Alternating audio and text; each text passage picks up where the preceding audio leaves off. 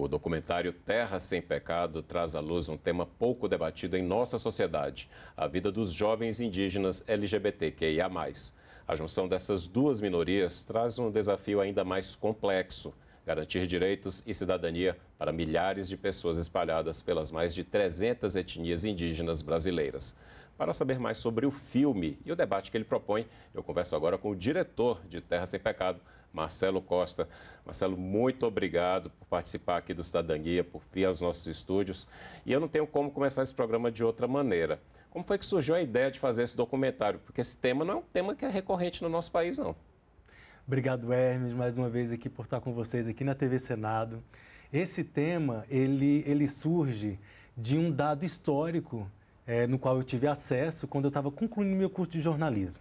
Isso em 2019, eu tive acesso à obra Viagem ao Norte do Brasil, que foi escrita por um padre francês, Yves Davros. Em 1614, vieram algumas caravelas francesas para o litoral do Maranhão, dentre eles esse padre.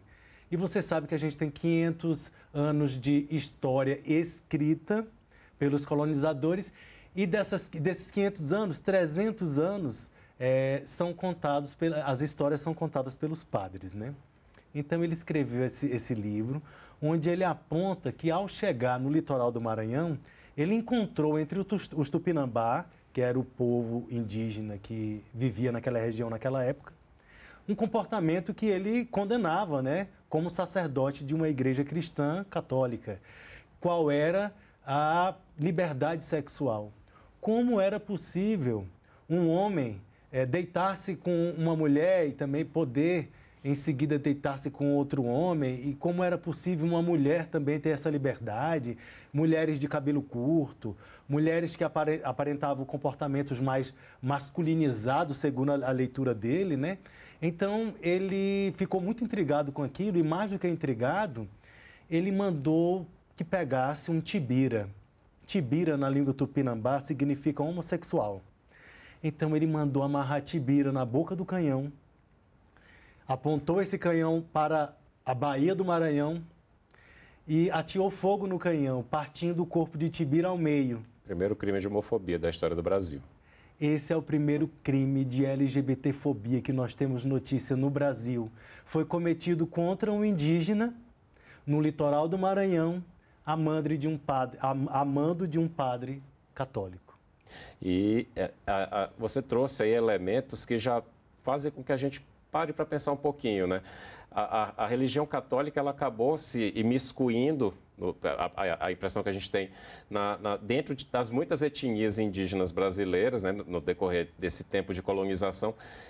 Foi a LGBTfobia que você falou, ela vem disso? Então, antes, o olhar era diferente? Veja bem, Hermes, você muito bem disse que nós temos mais de 300 povos indígenas. E isso 525 anos pós-invasão. Imagine quantos povos indígenas eram antes desse processo de invasão. Eram mais de 1.500. Então a diversidade era muito maior. E se você for observar a organização social de um povo para o outro, há suas especificidades. Portanto, não há um gabarito pronto para a gente dizer que o que um povo faz, o outro também faz. Então, eles são super livres, assim, dependendo de organização social de um povo para o outro. E é assim até hoje, né? É assim até hoje. Fato é que entre os Tupinambá, àquela época, era assim. E entre outros povos indígenas, continua sendo assim também.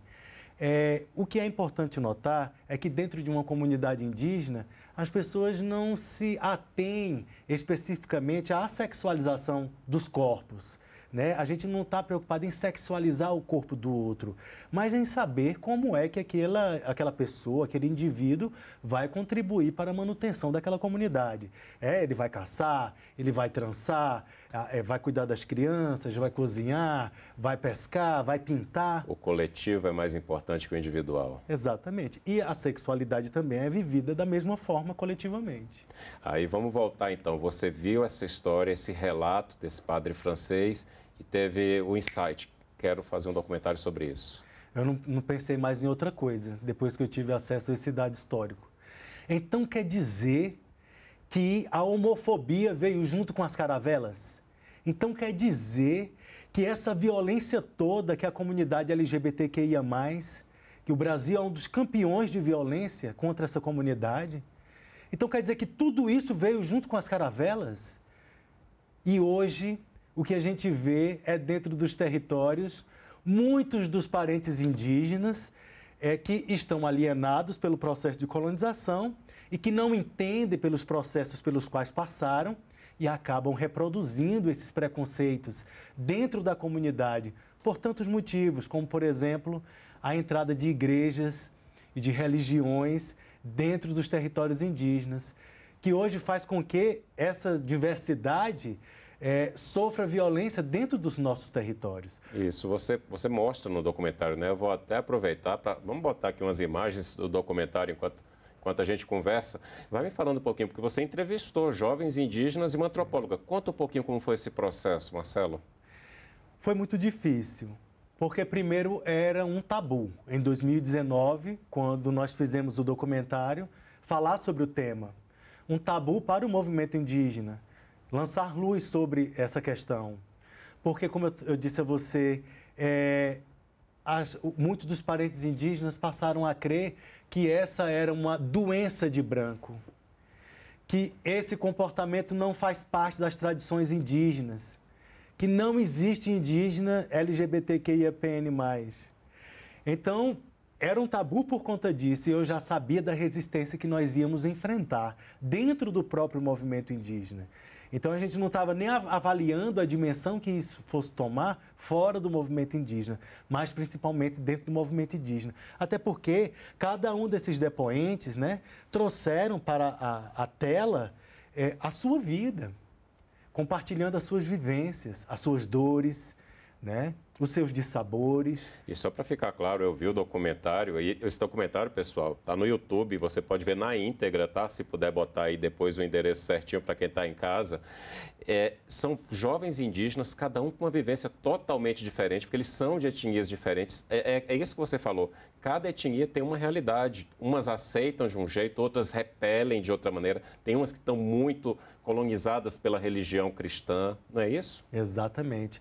Então, a gente procurou, né, diversificar também nos depoimentos, né? Lógico que a gente não ia alcançar mais de 300 etnias, mas a gente procurou expressar essa diversidade, né? Cada um desses jovens veio de um lugar, de uma região do nosso país. Então, tem aí depoente de Pernambuco, do Nordeste, tem do Amazonas, tem do Espírito Santo e tem aqui do Distrito Federal também.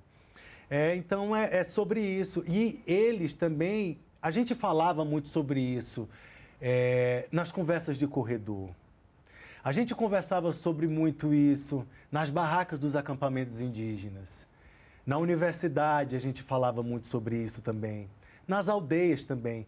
Mas dentro do movimento indígena, quando a gente ia lançar os temas para serem debatidos nas Assembleias Gerais, isso nunca era abordado. Mais do que nunca era abordado, não era enxergado, era mais do que invisibilizado. E como foi que vocês conseguiram quebrar essa barreira? Primeiro eu procurei cada um deles e perguntei se eles tinham uma coragem de compartilhar suas vidas, né? Em um documentário onde nós iríamos abordar essa temática para falar exatamente o que a gente pensa a respeito, que é a diversidade sexual e de gênero sempre foi presente nas comunidades indígenas antes do processo de colonização. Era isso que a gente precisava falar, e falar de uma forma clara e objetiva. Então, nada melhor do que cada um deles trazer as suas vidas, né, para a tela. Dos relatos que você colocou, qual mexeu mais contigo, assim? Ou talvez até você tenha cortado, porque as pessoas veem em casa, 20 minutos de documentário, você gravou muito mais que isso. O que mais te tocou, o que mais mexeu contigo? Foi a questão do suicídio, Hermes. Porque, você sabe, você é jornalista, eu sou jornalista, e o tema suicídio é uma pauta que a gente não aborda dentro do jornalismo, né? Por motivos tantos, que não me cabe aqui apontar porque eu não sou especialista. Mas o CIMI, o Conselho Indigenista Missionário, realizou uma pesquisa entre alguns povos indígenas do Brasil, acredito que dentre eles do Mato Grosso, onde ele identificou um alto índice de suicídio entre os jovens indígenas de 13, 14 a 29 anos. E entre as causas do suicídio, né, que provocam o suicídio, estava o fato dos familiares não aceitarem a sexualidade dos jovens, né? O que motivava esses jovens a tirarem a sua própria vida, como infelizmente até hoje acontece dentro dos territórios, dada a presença de igrejas, né, lá dentro, e que causa uma confusão mental na cabeça dessas pessoas. É porque aquilo que você falou, a vida das comunidades, em geral, isso é uma marca, pelo que eu entendi, é pelo coletivo. Então, se o coletivo diz que você não faz parte desse coletivo porque você faz parte de uma minoria sexual, deve ser um conflito gigantesco. Aí, esse jovem indígena, esse indígena chega aqui em Brasília, por exemplo, ou em outra cidade qualquer do Brasil. Já enfrenta primeiro preconceito por ser indígena. Nós sabemos a realidade, que é o racismo no nosso país. E, em segundo, enfrenta o preconceito por ser LGBTQIA+. Então, são dois marcadores sociais que se cruzam em um mesmo corpo. E esse corpo é atravessado por mais violências. Por quanto mais marcadores sociais atravessam esses corpos, mais sujeitos à violência eles estão. Você está falando aqui, eu me lembrei de um relato de uma das pessoas do documentário, de um dos indígenas de Pernambuco, que ele falou que a coisa que ele mais queria, por saber que ele era um jovem LGBTQIA+, era sair para estudar fora, né? E aí ele veio estudar na UNB. Mas quando chegou aqui, ele sentiu uma dissociação enorme, não se sentiu acolhido. É essa realidade que você sente que você sentiu, na verdade, quando você estava entrevistando, todos eles não se sentiam nem parte de uma comunidade de direito e nem da outra? É isso mesmo? É isso mesmo. E eu dou a isso o nome de fragmentação identitária, né? Dada essa confusão social toda que causou no povo brasileiro, que foi o processo de invasão, o vulgo colonização, isso fragmentou as nossas identidades. E à medida em que religiões cristãs adentraram os territórios indígenas, né, e impedindo que esses parentes, inclusive, falassem na sua própria língua materna, impedindo que esses parentes cultuassem as suas divindades, né, promovessem as suas culturas. Então, foi um processo muito violento de fragmentação da identidade. Não bastasse isso, chegar na cidade, no meio urbano, e procurar se colocar no meio acadêmico, já sendo uma figura de identidade fragmentada, então, realmente, é muito difícil. E eu senti isso em cada um dos depoimentos deles, assim. Inclusive porque a gente deu prosseguimento ao Terra Sem Pecado, gravando mais outros 2 episódios, né? Um episódio segundo foi só com mulheres da comunidade, né? Da diversidade sexual e de gênero, indígenas, e depois só com mulheres trans e travestis indígenas. Porque hoje nós temos, inclusive, cacica trans no estado do Mato Grosso, do povo Boé-Bororo, né? Que maravilha. Que é da diversidade e que isso não a impede, né? Não foi um empecilho para que o seu povo a elegesse a sua líder. Exercer liderança, exatamente. Isso é maravilhoso. Vou pegar agora um aspecto mais pessoal, porque eu sei que quando você fez o primeiro documentário, né, porque está se tornando uma série e você está preparando muita coisa ainda, que eu sei também, mas você resgatou também a sua identidade como indígena. Conta um pouquinho essa história para a gente. É verdade, Hermes. Olha, eu sou do sul do estado do Maranhão, já na divisa com o estado do Tocantins. E toda a vida eu cresci ouvindo minha mãe, minha avó e minhas tias falando que nós somos descendentes de indígena. Só que aquilo entrava no ouvido e saía no outro. Eu não nasci na aldeia, não fui criado dentro da cultura, né? Em que pese ter algum traço ou alguma coisa que represente, né? Mas eu não cresci dentro da cultura indígena. Quando eu cheguei em Brasília, que eu tive acesso a esse dado histórico, isso me afetou de uma forma além da academia. A ancestralidade te chamou. A ancestralidade me chamou. E me chamou de tal forma que eu fui buscar minhas raízes. Fui na aldeia dos Craô, fui buscar a transsignificação do meu nome, recebi o meu nome dentro da cultura Craô, que é um povo que pertence a um grupo dos povos Timbira, que fica naquela região ali do centro do Brasil, sul do Maranhão.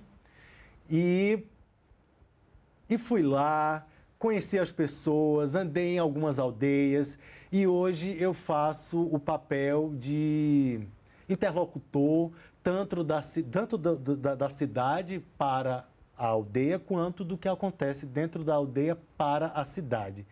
Eles me procuram muito, né, meus parentes indígenas hoje, para estar fazendo esse papel. E eu me sinto muito feliz. Isso é maravilhoso. Por ter buscado regar minha ancestralidade, porque eu me sentia assim, eu me sentia num não lugar. Porque essa fragmentação da identidade coloca a gente nesse não lugar. Ah, eu não sou branco. E eu sou pardo, mas o que é pardo? Pardo é negro? Pardo é indígena? Pardo é onça? Eu não sou nada disso. E aí eu acho que serviu para mim também entender sobre quem sou eu de verdade, não como as pessoas me pintam, como as pessoas me leem, é como eu me vejo e como eu quero me colocar dentro da sociedade hoje. Então eu posso dizer hoje, de cabeça erguida e de peito aberto, sou indígena. Tem até um nome indígena que você vai dizer agora. Qual é o seu nome, Craô? Curretiê. Tem significado? Significa a embira do arco, né? Que lança a flecha. Bacana. Você lança a flecha da informação para todos nós, é o que você tem feito. Isso é maravilhoso. Deixa eu te perguntar, na sua visão, qual o legado do Terra Sem Pecado e de tudo que foi feito depois? O legado principal do Terra Sem Pecado foi tirar essa venda, né, dos olhos das pessoas sobre essa questão. Dizer, não basta ser índio, ainda tem que ser gay.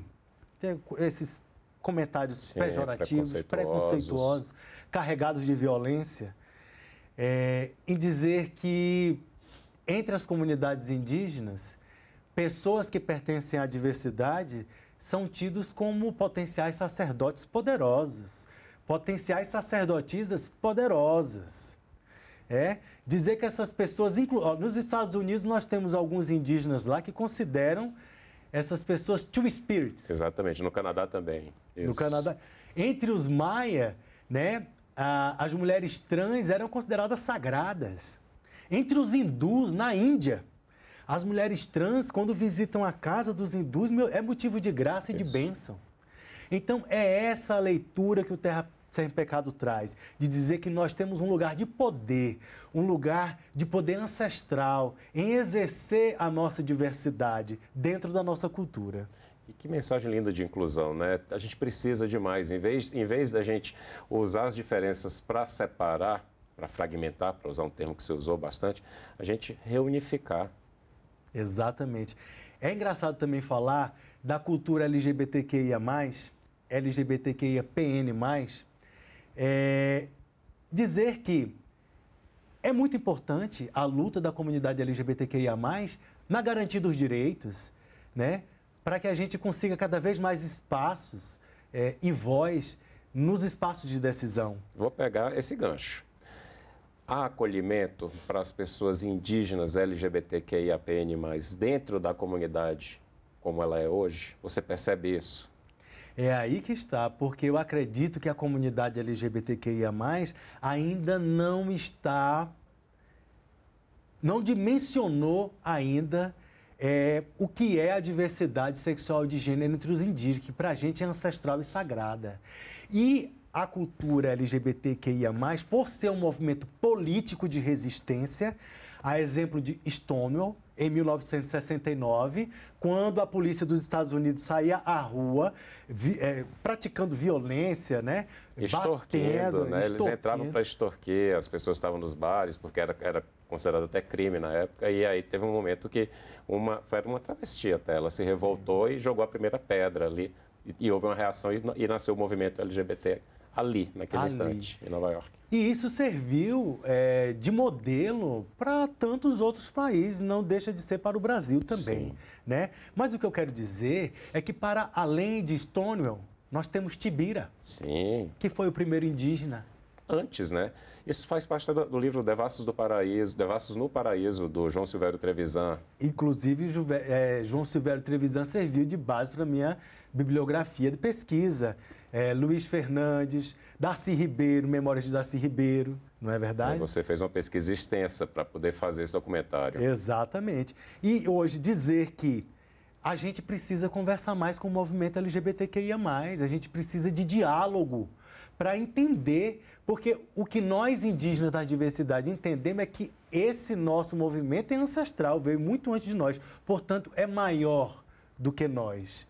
Agora, transmitir isso para o movimento LGBTQIA+, eu acredito que a gente precisa de um diálogo, porque não dá para colocar Stonewall dentro das aldeias, mas dá para levar as aldeias para dentro de Stonewall. Verdade. Porque veio antes. Então, a gente precisa conversar sobre. Existem outras referências que a gente precisa buscar para falar sobre diversidade sexual e de gênero, que não seja o que foi estruturado no movimento LGBTQIA+, em Stonewall, no Brasil e nos Estados Unidos. Mas você percebe que há abertura? Vou insistir nessa pergunta, porque a impressão que me dá é que não há.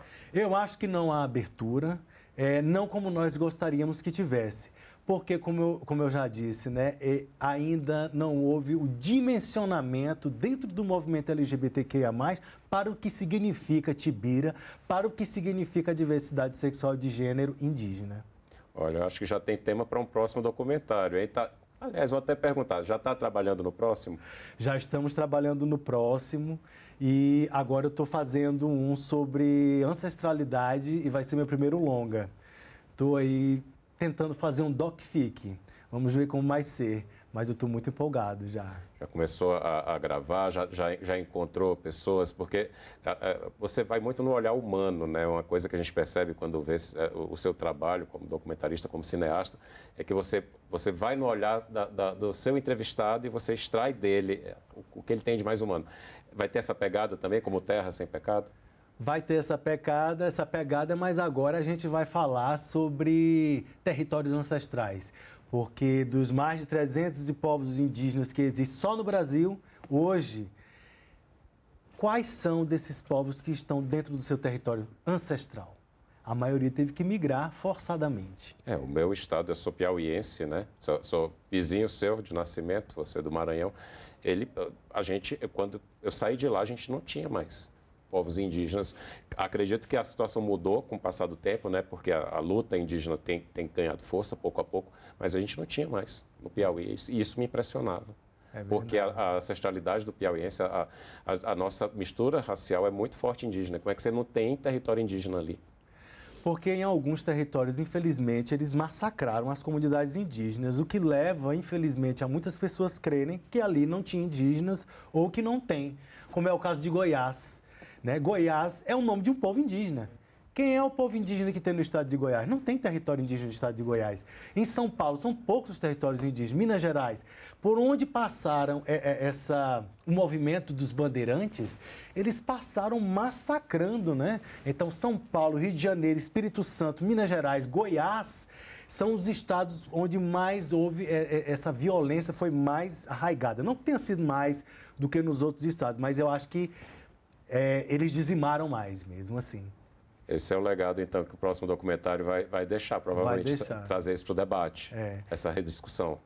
E assim, Hermes, você perguntou também sobre alguns desdobramentos que o Terra Sem Pecado já ocasionou desde a sua publicação. Olha, a gente tem um acampamento indígena muito famoso aqui em Brasília, chamado ATL, que é o Acampamento Terra Livre. Ele já está em sua 22ª edição.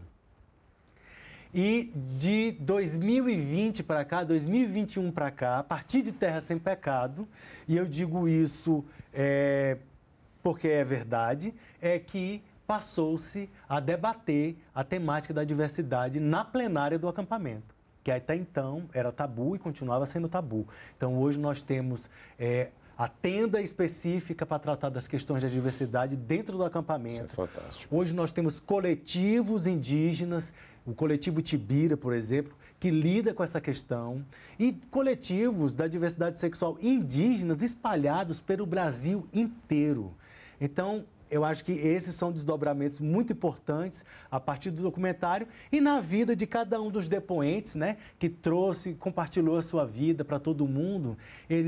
Depois eu fiz questão de conversar com cada um deles, né? O que mudou na vida de cada um foi poder falar abertamente sobre, que até então era tudo muito... fazia de conta de que não se via, você não fala, eu faço de conta que não estou sabendo, e a violência velada. Então, depois que realmente eles trouxeram à tona, não, vamos lançar luz sobre o assunto. Saíram desse armário. Exatamente. Então, dizer que os armários vieram junto com as caravelas e que não só a LGBTfobia, mas também o machismo, o racismo e também a misoginia, né, o sexismo, tudo isso veio junto nesses armários das caravelas da colonização. Que nada disso fazia parte, né, das culturas indígenas. Então, que a gente continue lutando contra todo tipo de preconceito, não é, Marcelo? Todos os preconceitos, infelizmente, foram introduzidos pelo processo de invasão com a anuência e a participação efetiva da Igreja Católica à época. Marcelo, muito obrigado pela entrevista. Obrigado, Hermes. Eu que agradeço pela oportunidade. Eu agradeço também a você que nos acompanhou até aqui. Este programa está no site senado.leg.br/TV e também no canal da TV Senado no YouTube. Aproveita, se inscreva no canal, curta o programa e garanta seu acesso à informação de qualidade. A gente se vê no próximo Cidadania.